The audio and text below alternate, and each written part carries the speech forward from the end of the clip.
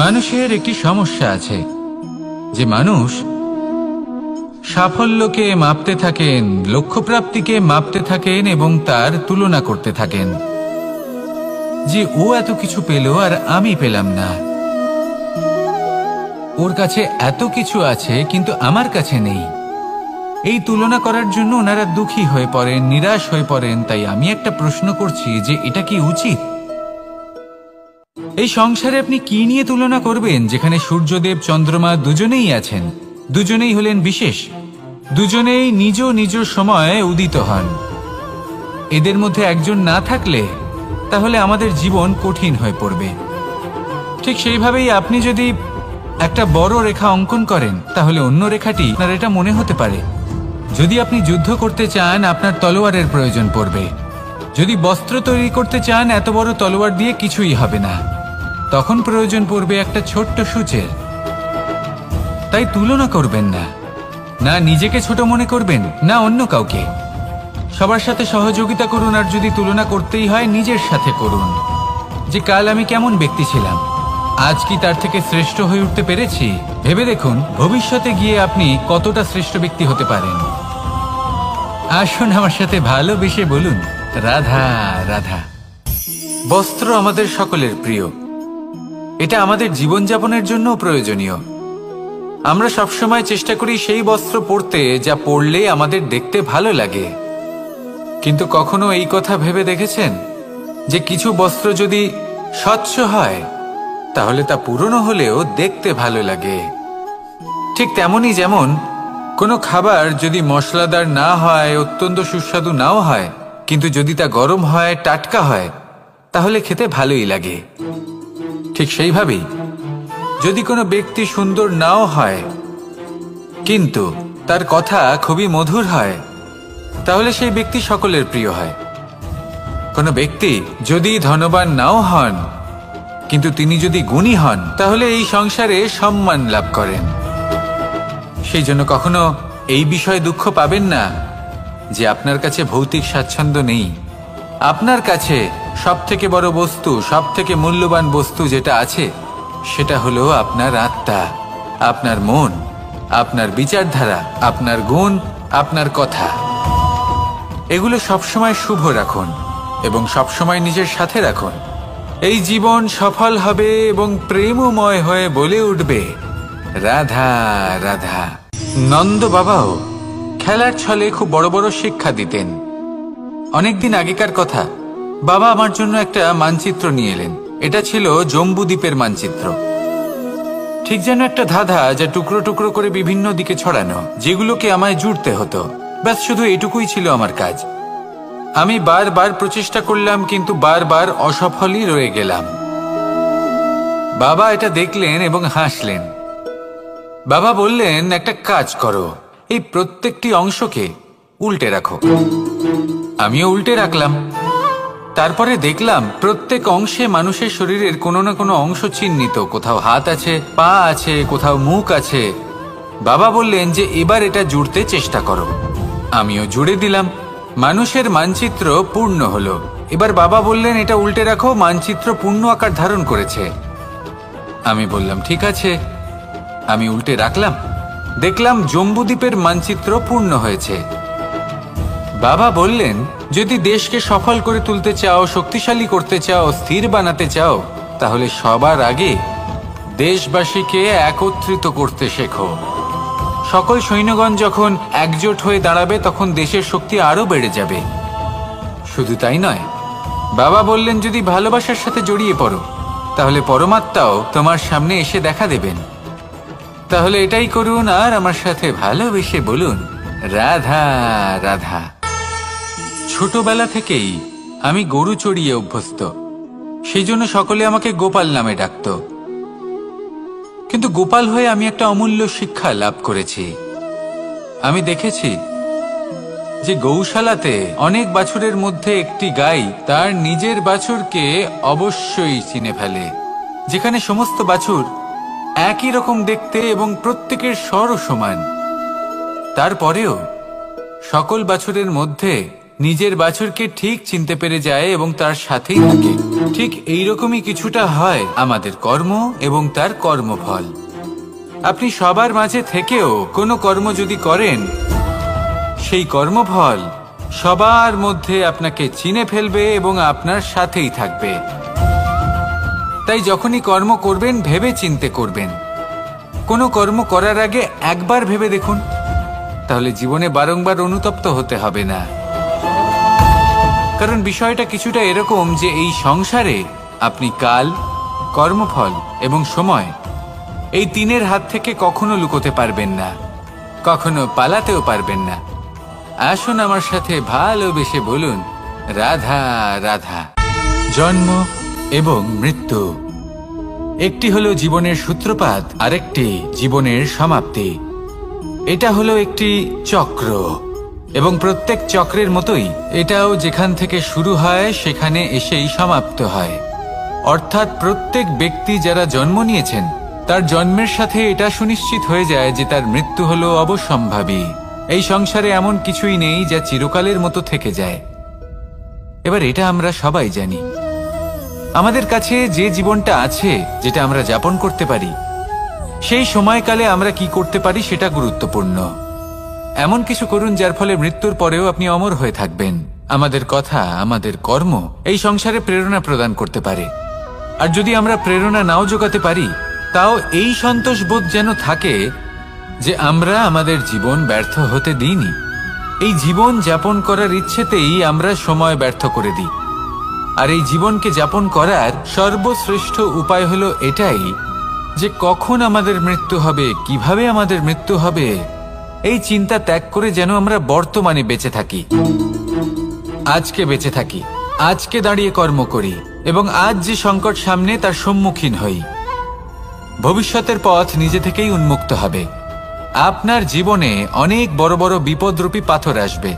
সেই পাথরগুলিকে এতটাই দুর্বল করে দিন যাতে সেই পথ আপনি অগ্রসর হওয়ার পরে আপনার পেছন পেছন যে সেই পথ দিয়ে আসবেন তিনিও যেন সহজেই পাথর চূর্ণ করে সামনে অগ্রসর হতে পারেন। মনে রাখবেন, আপনার প্রচেষ্টারও একটা মাহাত্ম্য আছে। যদি আপনি কোনো কেল্লার শিখরে পতাকা উত্তোলন নাও করতে পারেন, তাহলেও আপনার প্রচেষ্টার যে মাহাত্ম্য তা কখনো কমে যাবে না। সেই জন্য প্রচেষ্টা করতে থাকুন আর আমার সাথে ভালোবেসে বলুন, রাধা রাধা। মানুষ সবসময় চায় যে তার জীবনে যেন কখনো কোনো সমস্যাই না আসে। সে চায় তার জীবন যেন শুধুমাত্র শান্তি এবং সুখের দ্বারা পূর্ণ থাকে। কিন্তু এই চাহিদা অনুচিত কিছু নয়। আমরা সবাই এটাই চাই যে জীবনে সুখ থাক, শান্তি থাক।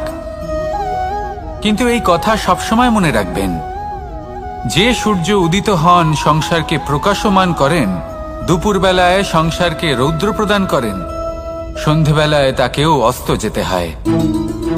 এবার আমাদের জীবন চক্র কিছুটা এরকমই। কোনো কিছুই চিরকাল একরকম থাকে না। কখনো এই নদীকে দেখুন যা বয়ে চলেছে। এই নদী যা বয়ে চলেছে তার পথেও অনেক বিপদ আসে। বড় বড় পাথরের সম্মুখীন হয়ে তাকেও সামনে এগিয়ে যেতে হয়। আসুন আমার সাথে ভালোবেসে বলুন, রাধা রাধা। বন হলো আমাদের সবারই প্রিয়। সেখানকার সৌন্দর্য, শান্তি, সেখানকার পরিবেশ আমাদের সকলের ভালো লাগে এবং সেখান থেকে আমরা কাঠ পাই, যা সংসারে আমাদের জীবনে আমাদের খুব সহায়ক হয়ে ওঠে। এর দ্বারা আমরা অনেক কিছুই প্রাপ্ত করতে পারি। অনেক বাদ্যযন্ত্র আমরা লাভ করতে পারি। এর অনেকভাবে প্রয়োগ সম্ভব। কিছু কাঠ অত্যন্ত সুগন্ধি হয় যা আমরা ঈশ্বরকে নিবেদন করি, যেমন চন্দন। এবার ভাবুন, একজন অসাবধানী ব্যক্তি তার হাত থেকে ছোট্ট একটা আগুনের ফুলকি যদি সেখানে পড়ে, তাহলে তা সমগ্র বনকে ভস্ম করে দিতে পারে। আর যখন এই আগুন ছড়িয়ে পড়ে তখন তা কাউকে রেহাই দেয় না। অন্য বৃক্ষকে নয়, পাতাকে নয়, ফলকে নয়, কাঁটাকে নয়, কাউকে নয়, পথে যাকে পায় তাকেই ভস্ম করে দেয়। এই ছোট্ট আগুনের ফুলকি। কিন্তু এই ছোট্ট আগুনের ফুলকি সবার আগে কাকে ভস্ম করে? সেই সকল ছোট ছোট শুকনো পাতা, সেই ছোট ছোট গাছের ডাল। ঠিক সেইভাবেই আপনার জীবনে একজন খারাপ ব্যক্তি এসে হয়তো আপনার সমগ্র জীবন ধ্বংস করে দিতে পারে। আর আপনার এই জীবনে এই ছোট ছোট শুকনো পাতা এবং এই ছোট ছোট শুকনো কাঠ আপনার ছোট ছোট স্বার্থ। আপনার স্বার্থের দ্বারা এই অশুভ ব্যক্তি আপনার মনে অশুভ আবেগ বাড়িয়ে তুলবে এবং আস্তে আস্তে আপনার জীবন শেষ করে দিতে পারে। তাই মনে রাখবেন, এই জীবন অমূল্য। আপনি হলেন অমূল্য। এই জীবন যাপন করুন এবং এই জীবনের কাছে পৌঁছানোর দ্বার আর কোথাও নেই, আপনার কাছেই আছে। আপনার মনে, আপনার বিবেকে, আপনার দৃষ্টিভঙ্গিতে, আপনার ভাবনাতেই আছে। এই দ্বারকে খুলুন। জীবন সফল হবে আর ভালোবেসে বলবে, রাধা রাধা।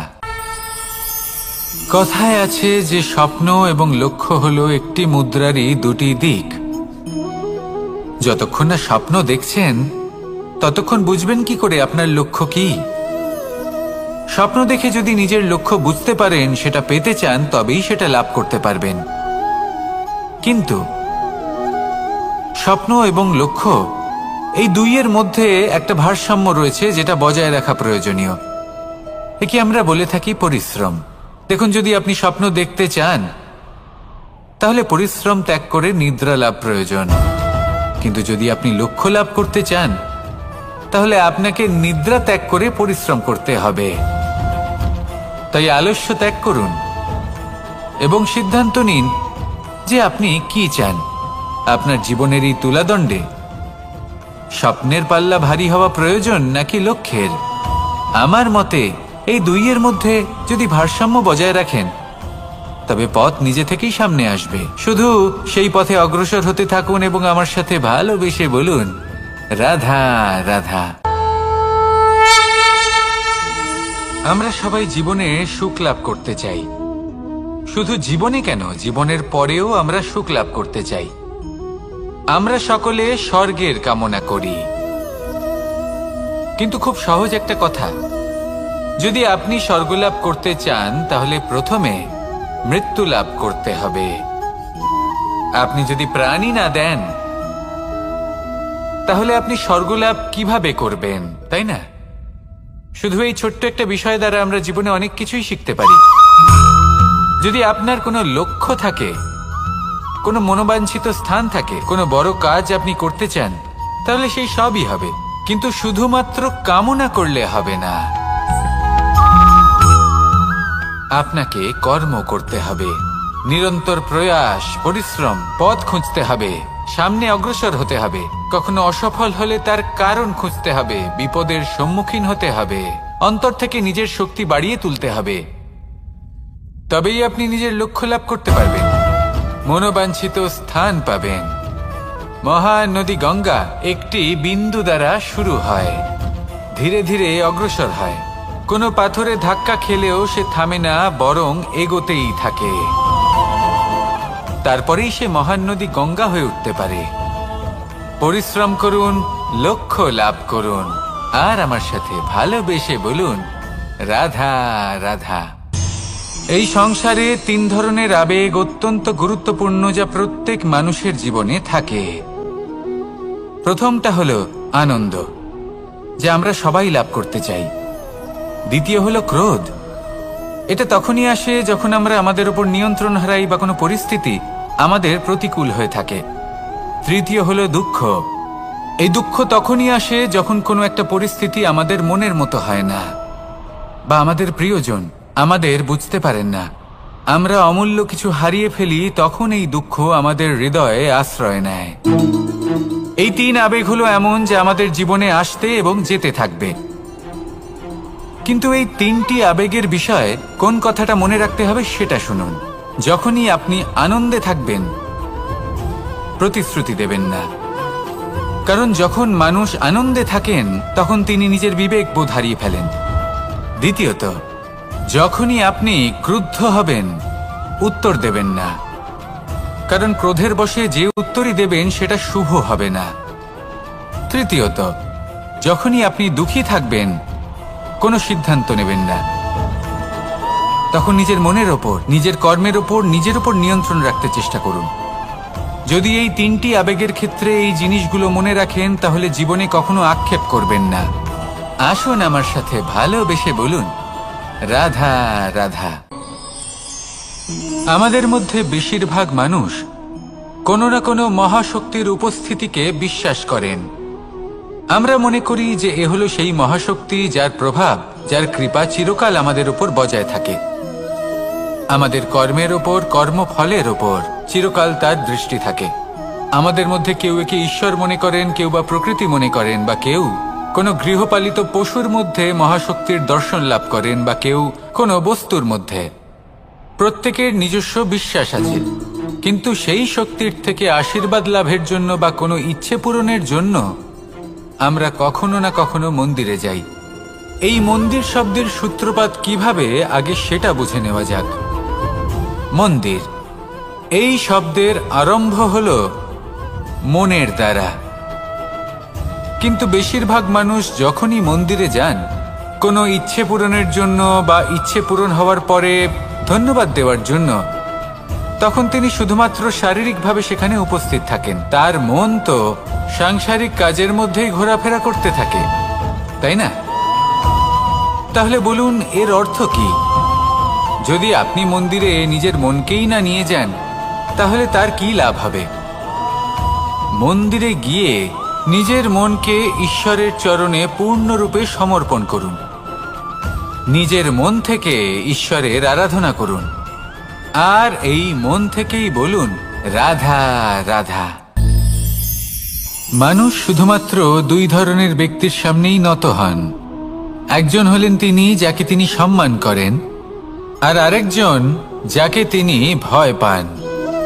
এবার কোনো ব্যক্তি যদি আপনার সামনে নত হন তাহলে তার পেছনের কারণ কি? আপনার প্রতি সম্মান নাকি আপনার প্রতি ভয়? সেটা আপনাকেই বুঝতে হবে।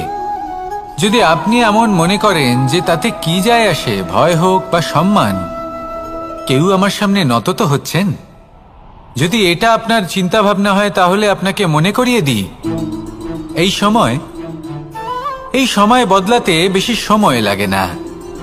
আজ যে ব্যক্তি আপনাকে দেখে ভয় পাচ্ছে, কাল এই ভয়ের সমাপ্তিও ঘটতে পারে। আবার এমনও হতে পারে যে তার কাছে অত্যাধিক শক্তি চলে এলো। অনেক কিছুই হতে পারে।